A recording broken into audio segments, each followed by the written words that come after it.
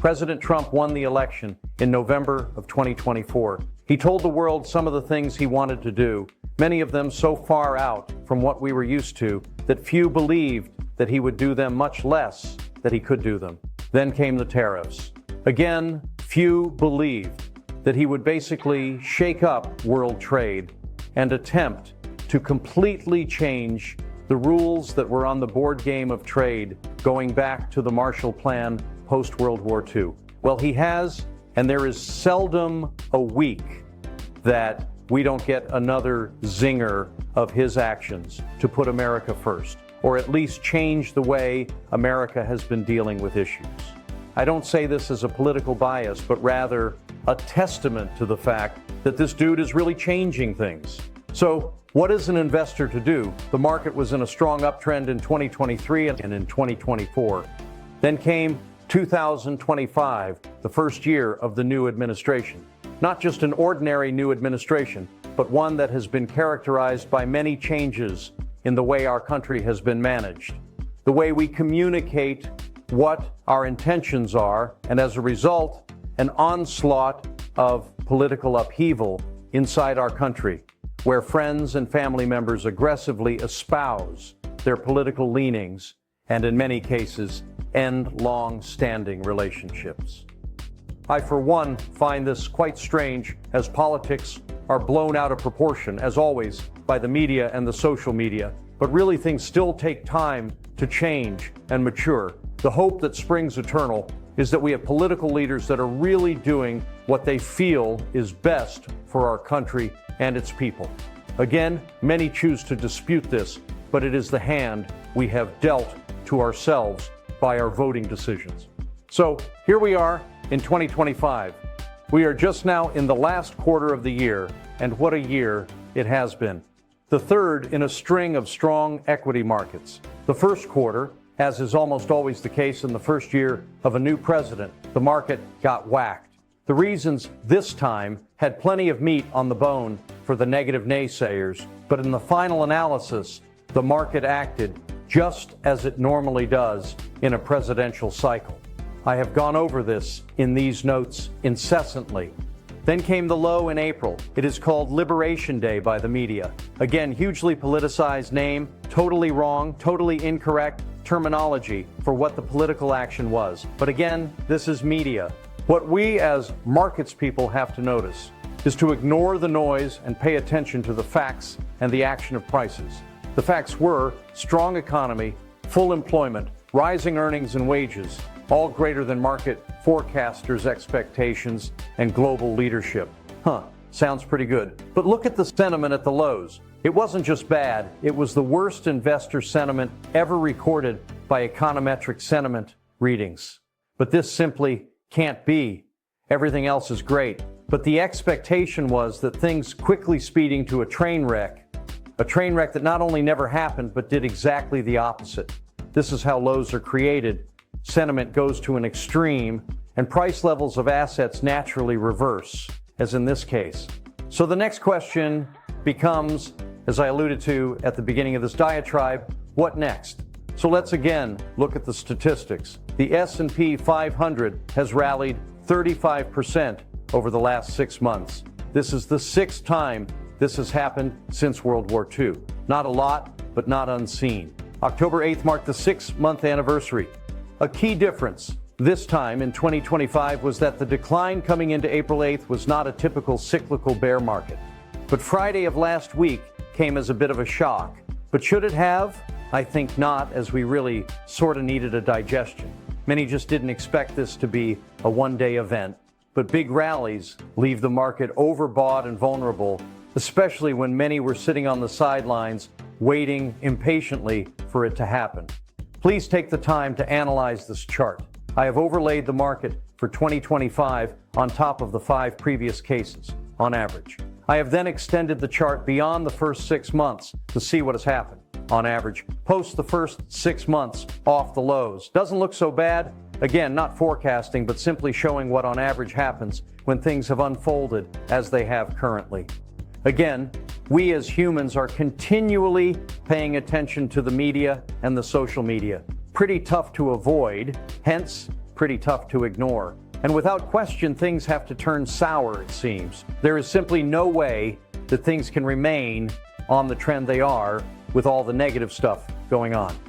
As the positive momentum inevitably cools, we will be watching for additional damage from a technical perspective to determine if the decline experienced Friday forces a decision to reduce equity exposure is warranted. I liken this to the way we do our grocery shopping and our pharmaceutical and drug storage.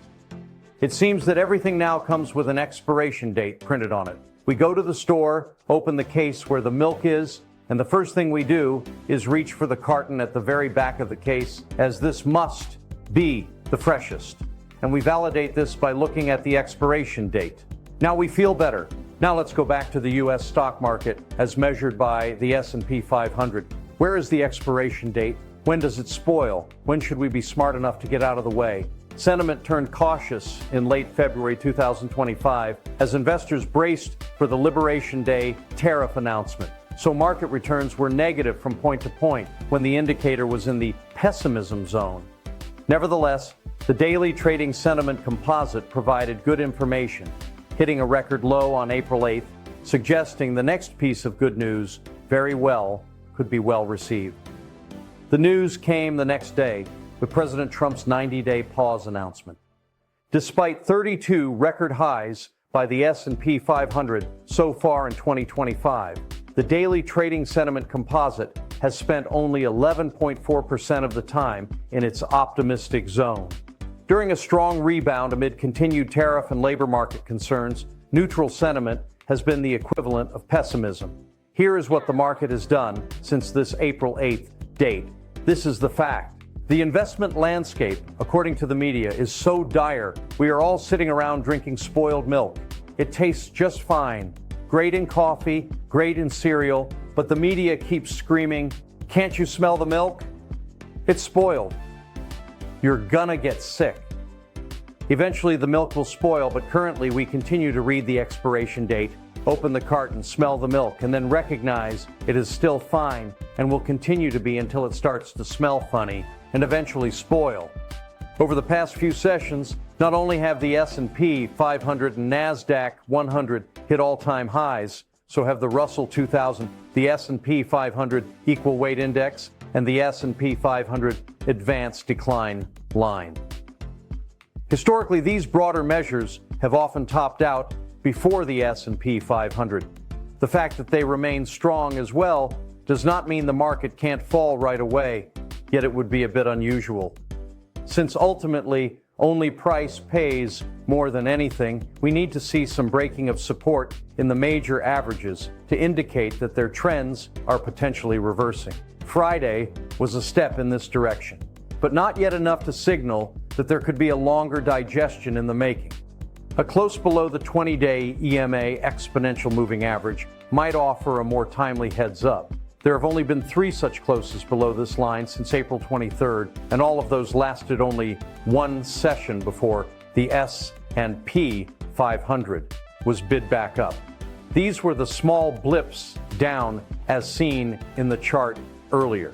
A decline begins with a blip down, but isn't a problem till it is more than a blip down.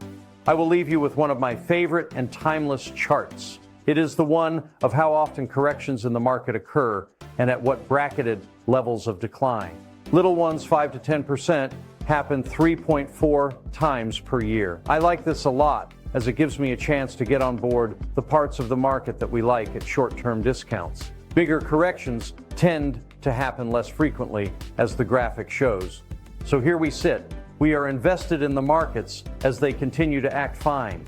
How long will they act fine? Well, we won't know this until they start smelling a bit gamey. If the decline that started Friday grows in severity, we will be raising some cash to take advantage of opportunity when we then get a subsequent oversold reading.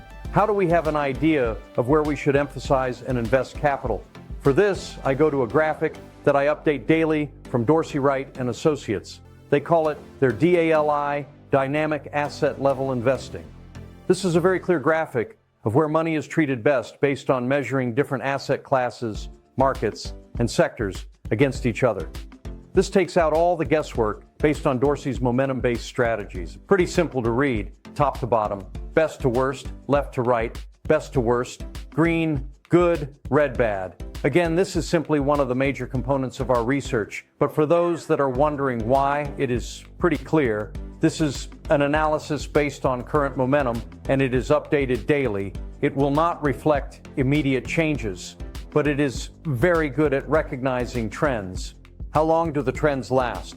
There is an old trader's phrase, the trend is your friend until it ends.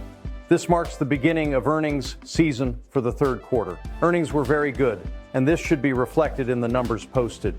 The issue will then become what is forecasted for the fourth quarter and into 2026. We will, of course, be here at the ready to adjust as we see fit. We don't expect to be perfect in our timing here, but we do expect to manage as we feel best for our clients.